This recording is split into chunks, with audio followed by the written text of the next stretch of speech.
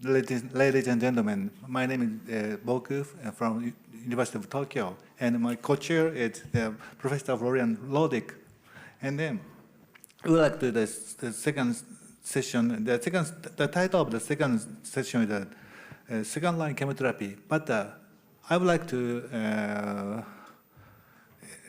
emphasize the importance of treatment strategy of chemotherapy.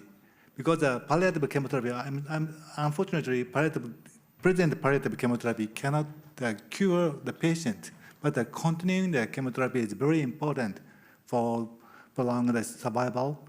And then we like to two speakers from one is a doctor side and another one is a patient side. And then we would like to discuss about the treatment strategy. So first speaker is Professor Eishi from Kyushu University, Japan, and he's a medical oncologist, very famous medical oncologist in Japan. So please start your lecture, the presentation, Professor Baba. Okay. Thank you very much for kind introduction. My name is Eishi Baba, a medical oncologist in Kyushu University, a very west side of Japan.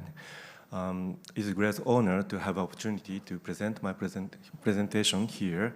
I thank Professor Kitagawa, Congress President and organizers. And also I thank Dr. Boku and Dr. Lodick. Today I would like to explain about second-line chemotherapy for advanced gastric cancer. Before my talk, I was so moved to hear the talk from Mr. Mellon and Mr. Dao. So I would like to express my sincere sympathy with gastric cancer patients in very difficult situations. So I'd like to, this is my COI. I'd like to explain the treatment of gastric cancer, mainly chemotherapy, mainly in Japanese situations. So Japanese Gastric Cancer Association first issued the treatment guidelines in 2001. In these 20 years, the revision was held in 5 times, and in 2021, the 6th version was issued.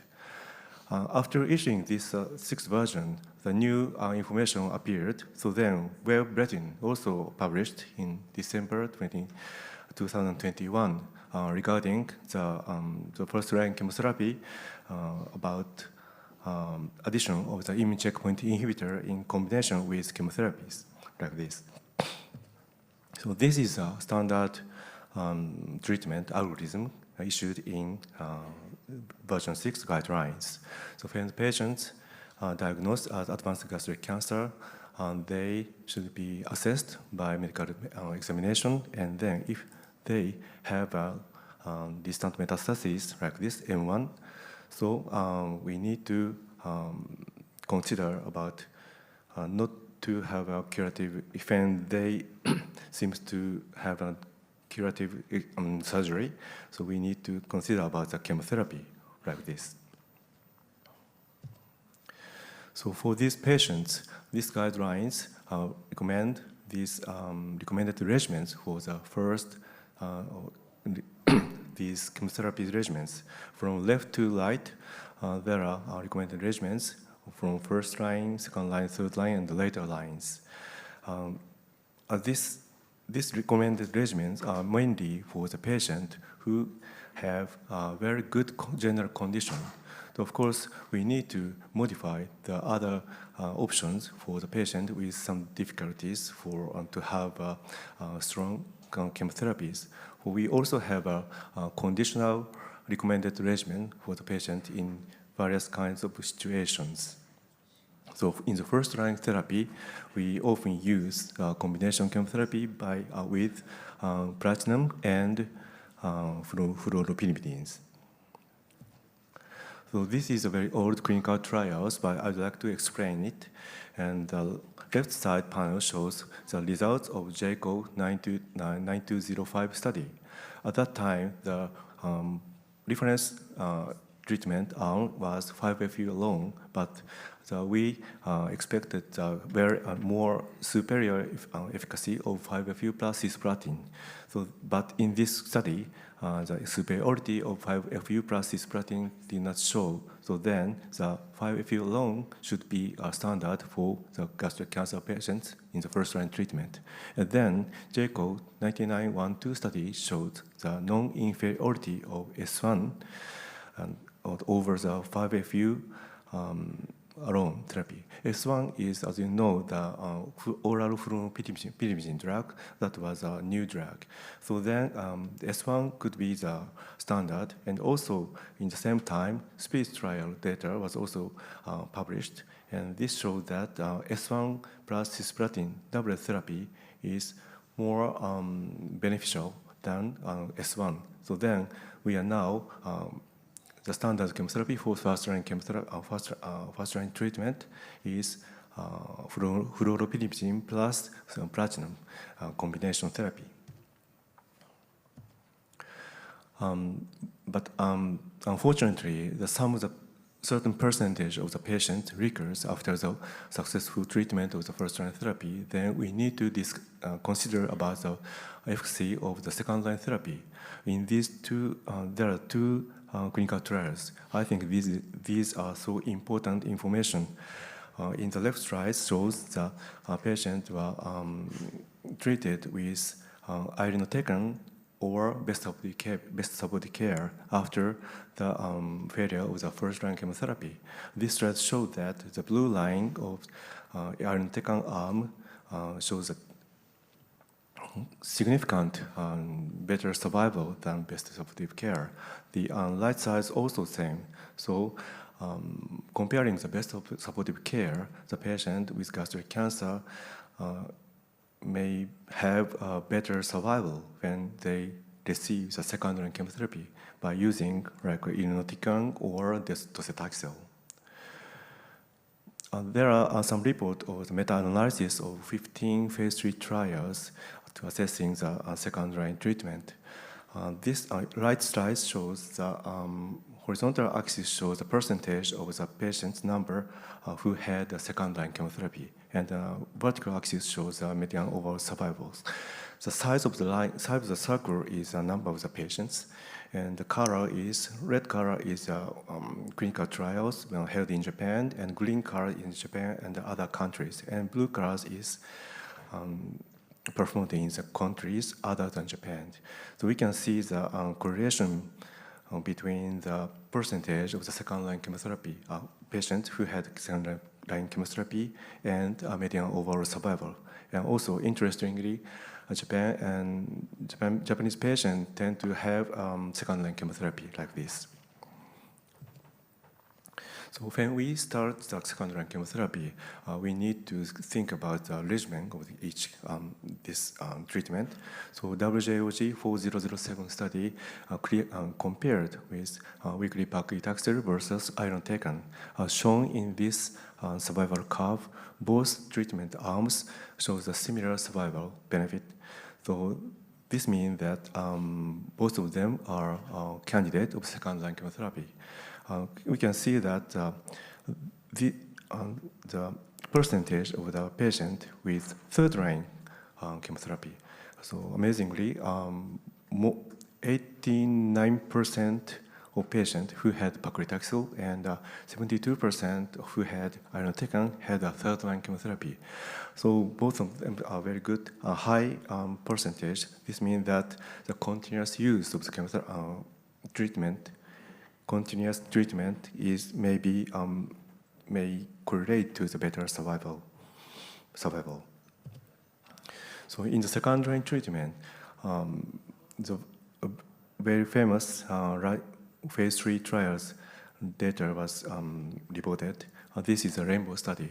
In this study, the patient with gastric cancer for second-line treatment, they had two arms. One arm is, as I said, the paclitaxel monotherapy in blue line, and the red line shows the arm of paclitaxel plus ramucirumab. Ramucirumab is an anti-angiogenic agent. the angiogenesis is very important for tumor growth. So then ramucirumab can block the growth of the tumor cells. So when we see this data, ramucirumab plus paclitaxel regimen seems to be very good, better survival for that patient in second-line chemotherapy. Also, we also consider about the continuing strategy, continuing use of the anti-cancer agent used in the first-line therapy. For example, in the first this study,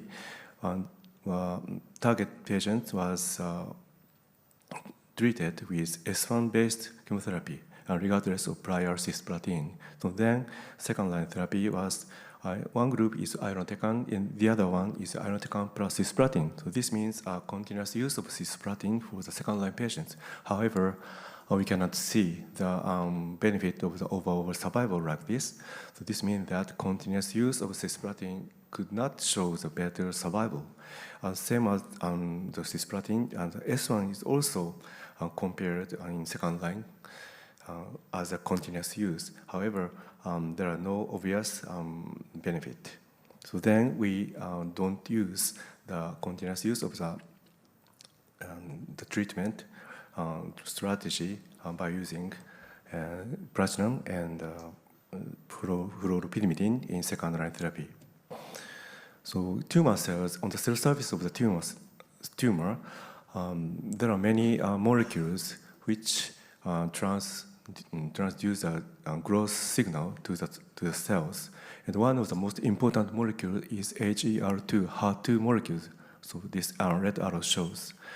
And when we see the tumor specimen under the microscope, that if the tumor cells has many amount of HER2 molecules, the very strong brown color was shown, and the score, it is score 3. And the score 1 or score 0, we cannot see any difficult to see the brown colors. So for the patients with score 3, which means high expression of HER2 molecules, is very good for the treatment by using anti-HER2 antibody.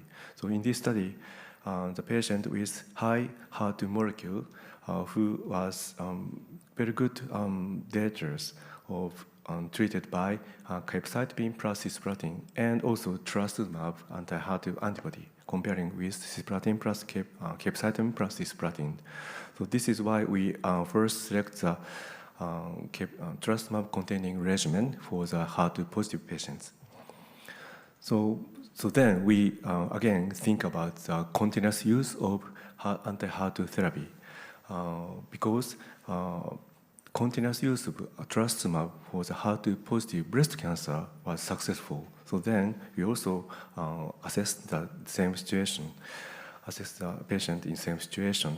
However, as shown in the right panel survival curves, both arms, so means second line treatment of paclitaxel or paclitaxel plus trastuzumab, which are continued to from first line therapy. There are no differences. So this is why did it happen? We examined around in 18 patients. This table shows result of the analysis of expression of HER2. These 10 patients left side treated with paclitaxel, and the 8 patients treated with paclitaxel plus trastuzumab. And one line, this line shows one patient. So all the patients had very high expression of HER2 before the first line chemotherapy, like this red color shows. However, when we examine again the expression of HER2 after the first line chemotherapy, so that these areas shows most of the patients' tumor cells lost the expression of HER2. This is why this additional use of trastuzumab did not work. So we also tried to find a new agent. It is good for the second-line chemotherapy, shown in these tables, and including targeting the HER2 also, patinib or trastuzumab emtansine. And all of them did not show any good results in the second-line chemotherapy. So now we recommend this table, recommended regimen for the second-line chemotherapy for the patient with non-MSI high is weekly paclitaxel plus ramucirumab. So then, how do I think about the MSI high patient? So before talking about this, I briefly explain the immune checkpoint inhibitors. We also have, all of us have immune cells which can selectively kill the tumor cells like this, like including cytotoxic T cells. However, they are these kind of T cells are exhausted because of the expression of PD-1. So PD-1 signal is decrease the activity of the T cells. However, if you administrate the anti-PD-1 antibody to block the signal of PD-1, these T cells can revitalize and to have efficacy power to kill tumor cells. So we can firstly we saw the data in Attraction 2 study for the gastric cancer patients in third-line or later-line treatment. When we administered the patient with the nivolumab monotherapy or placebo, this survival curve shows that nivolumab is better data for the patient with patient in third-line or later-line chemotherapy. So because of this success, we also try to examine the anti-PD-1 antibody in second-line treatment. So we use the other kind of anti-PD-1 antibody, pembrolizumab, for the patient, HER2-negative patient, and comparing with a standard treatment of second-line paclitaxel alone. However, as this survival curve shows, no significant benefit of pembrolizumab in the second-line setting. So this is why we don't use the anti-PD-1 antibody in second line for the non-MSI high patient. So let me explain about the MSI. So tumor cells have a system to repair the DNA when the tumor cells replicate. Sometimes DNA replication error occurs in the tumor cells, but this mismatch repair protein can repair it. However, if the patient, the tumor cell does not have mismatch repair function, mismatch repair tumor, often fail to these errors. So these errors can detect by microsatellite unstable test. So in these cells, tend to have accumulated errors in DNA. So this is supposed to produce abnormal proteins, which can be the good target for immune therapy, immune cells. So this is why the immune checkpoint inhibitor tend to show the very good, better survival data in MSI high patient. However, the percentage of the MSI high patient in gastric cancer is very low, less than 5%. So the efficacy of the anti-PD-1 treatment for MSI high patient was assessed by basket trial, including the various kind of cancer patients from various organs. In this study, more than half of the patients shows a decrease the size of the tumors, and in gastric cancer patients, 24 gastric cancer patients included in this study, and an overall response was 45%, and median overall survival was not reached. So this is a very good. I think this is very good data for the gastric cancer patient who finished the standard chemotherapy. So MSI high gastric cancer patient is good for should use anti-PD-1 antibody. So this in the MSI patients, pembrolizumab and weekly paclitaxel ramucirumab, both of them are listed for the standard chemotherapy. And this is the final slide. And we had data of CheckMate 649 study. This is for the clinical study for the first-line chemotherapy, but showing that addition of the nivolumab to the chemotherapy is very better survival against chemotherapy alone. So this means that, and this also shows a very good survival data, median survival of 14.4. This is relatively better than other previous clinical studies. But however, analysis of the subsequent therapy in this study, only 33% or 39% had a subsequent therapy. Maybe because of the various reasons for not to perform the chemotherapy after this treatment. However, even in this clinical trial, such as very good shows which could show the good overall survival, did not have some subsequent therapy.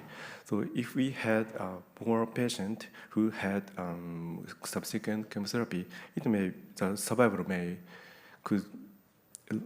could be longer, I guess. So this is a summary. So Japanese gastric cancer treatment guideline shows the first and second line treatment as shown previously. And MSI, especially MSI high gastric cancer patients in second line treatment, and pembrolizumab, anti-PD-1 antibody could be beneficial. And also multiple lines of chemotherapy could extend survival of gastric cancer patients, but only part of the patient receive a subsequent therapy, even after first-line therapy in CheckMate 649 study. Well, thank you very much for your kind attention. Thank you, Professor Baba, for very instructive presentation. Would you like to accept a question or comment from the floors? No? Or on the web? So you show that, this is my comment, you show the development or progress in developing the new agent, but in each study, the progress is not so large at the median. The difference in the median survival time by maybe 2 or 3 months at most. So, but so many steps they are accumulated, and then so finally the median survival time is maybe almost double compared to the 20 or 30 years ago. So the progression, the development of the new agent can lead to prolonged survival more and more, and then the most impressive result is MSI high tumors that can be cured maybe some patients. Okay, Professor Sasako, please. As one of the organizers of this session, I'd like to express my a little regret. But what we wanted to know is why so large difference of the proportion of patients who undergo second or third line chemotherapy between East and West. That is the first, most important point we wanted to know. So I didn't explain directly to you what we want to expect. Okay, thank you. That is a very important discussion point. We can discuss in the so I expected that he will show some difference, clearly the difference of the proportion and background and so on. Thank you. That can be for socio-economical situation difference, and also some cultural, religious, and spiritual difference, and so on. Okay, thank you very much. We will